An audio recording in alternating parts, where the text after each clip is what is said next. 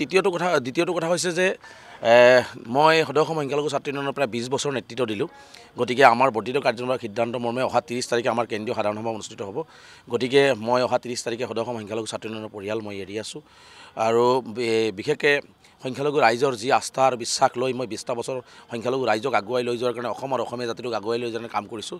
অহা দিনবিলাকতো যাতে অসমৰ সংখ্যালঘু সমাজ, অসমৰ ৰাইজে, সংবাদ মাধ্যমে, অসমৰ বুদ্ধিজীৱী সমাজে যাতে আমাক দিহা পৰামৰ্শ আগবঢ়ায়, যাতে আমি অসমৰ এজন যুৱক হিচাপে যাতে অসমখনৰ হৈ ভাল কাম কৰিব পাৰোঁ। বিশেষকৈ সংখ্যালঘুসকলে শিক্ষা, সামাজিক, অৰ্থনৈতিক যি পিছ পৰি আছে বা চৰকাৰী যি বঞ্চনা হৈছে, সেই বঞ্চনাৰ পৰা যাতে আমি সকলোৱে ওলাই আহি আমি কাম কৰিব পাৰোঁ, তাৰ কাৰণে সকলোৰে মই আশীৰ্বাদ বিচাৰিছোঁ আৰু এই কথা বতৰাখিনি নিশ্চিতভাৱে আমাৰ মাজত আলোচনা কৰি পৰৱৰ্তী সিদ্ধান্ত আমি গ্ৰহণ কৰিম। গতিকে অসমৰ ৰাইজৰ ৰাজনৈতিক সিদ্ধান্ত এতিয়ালৈকে কোনো ধৰণৰ হোৱা নাই। আমি মোৰ পৰিয়ালৰ মাজত আমি আলোচনা কৰিম আৰু আমাৰ আপোনালোকৰ লগতো নিশ্চিতভাৱে আলোচনা কৰিম। অসমৰ মোৰ বহু শুভাকাংক্ষী আছে আৰু সংখ্যালঘু ৰাইজ যিহেতু মোৰ অভিভাৱক, আমচুৰ অভিভাৱক, গতিকে সংখ্যালঘু ৰাইজৰ আস্থাৰ বিশ্বাস ইমান দিনে যিহেতু মোৰ ওপৰত ৰাখিছে, গতিকে অসমৰ সংখ্যালঘু ৰাইজে মোক কি ধৰণে বিচাৰে, মই কি ধৰণে কাম কৰিলে সংখ্যালঘু ৰাইজৰ লগতে অসমৰ ভাল হ'ব, কাম হ'ব, সেই কথা বতৰাবিলাক আলোচনা কৰি পৰৱৰ্তী ৰাজনৈতিক হওক বা অন্য কিবা সিদ্ধান্ত হওক মই নিশ্চিতভাৱে আপোনালোকক অৱগত কৰিম।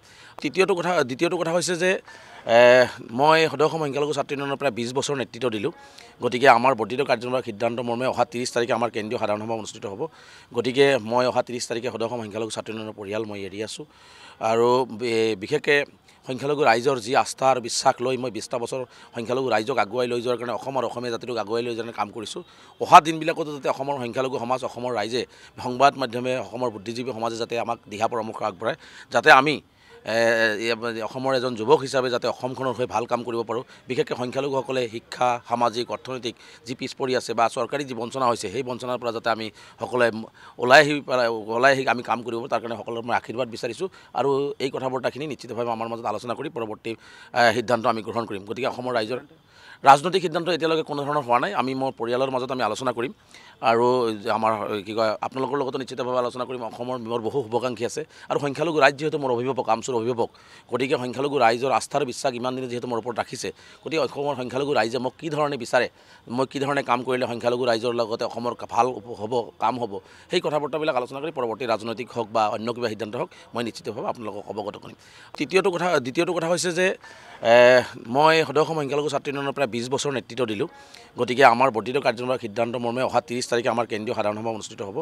গতিকে মই অহা 30 তাৰিখে সদৌ অসম সংখ্যালঘু ছাত্ৰ ইউনিয়নৰ পৰিয়াল মই এৰি আছোঁ আৰু বিশেষকৈ সংখ্যালঘু ৰাইজৰ যি আস্থা আৰু বিশ্বাস লৈ মই 20টা বছৰ সংখ্যালঘু ৰাইজক আগুৱাই লৈ যোৱাৰ কাৰণে অসম আৰু অসমীয়া জাতিটোক আগুৱাই লৈ যোৱাৰ কাৰণে কাম কৰিছোঁ।